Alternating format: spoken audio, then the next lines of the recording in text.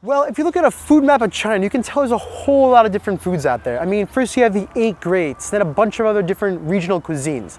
So how do you tell it all apart? I mean, for me, I think there's certain kind of key ingredients or sauces, or even a cooking method that can be the kind of giveaway for what the dish is, where it's from. I mean, for me, one thing I love about being here is just the more I travel, you can kind of taste cuisines that are totally separate. It'd be like going in Europe from different country to country. There is one universal that reaches between all the different elements of Chinese cuisine, the wok. These bear a passing resemblance to the pans we use back home, but these have high curved sides and on the bottom a tiny cooking surface. In nearly every kitchen across the country, you can find scores of these blackened woks that have been used day in and out for years.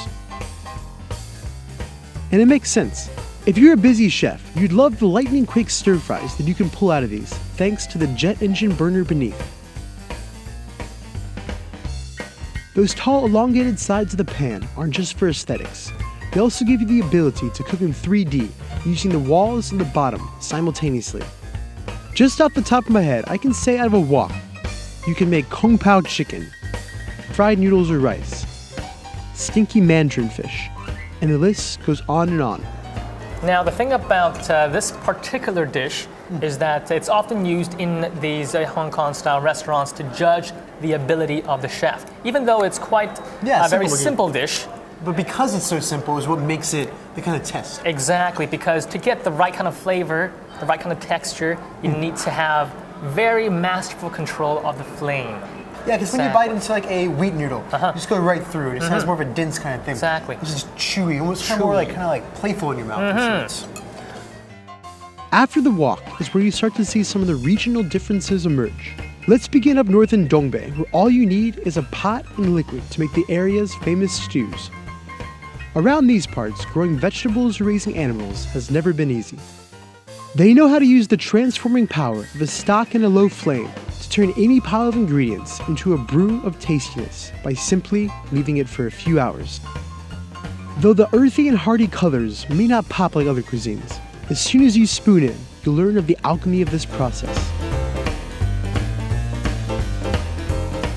Well, about 90% of Chinese homes don't even have an oven. So if you ever see a roasted dish, it's probably the sign of some pretty rich people sort of food. I mean, these dishes come from places like, Beijing, Shanghai, Canton. And the most famous ones would have to be probably Cantonese roast meat, kind of, tea-soaked roast chicken. And the most famous of them all, Beijing roast duck.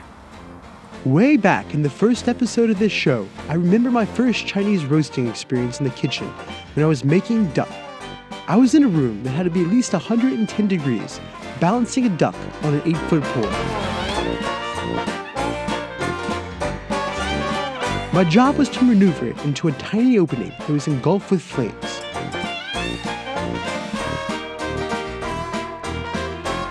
And of course, my natural gracefulness took over and allowed me to promptly drop the restaurant's $30 bird into the raging fire. Fail.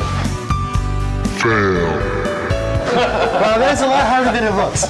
Now, this is much more like a sport than really putting a roast into the oven. That is still probably one of the most epic fails I've ever had on this show.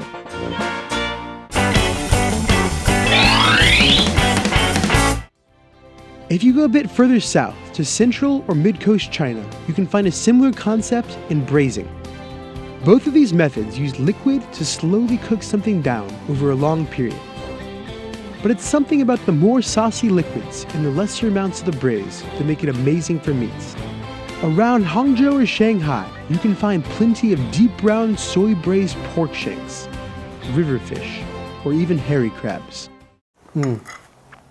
I think this definitely has more of the traditional flavor of lots of kind of like southern seafood that I've had, that rich kind of sweetness that they love to. Without a doubt, one of the most famous Chinese cuisines to Western ears has to be Cantonese food. And what gives this style its signature light, fresh flavor that lots of people crave is the use of steam.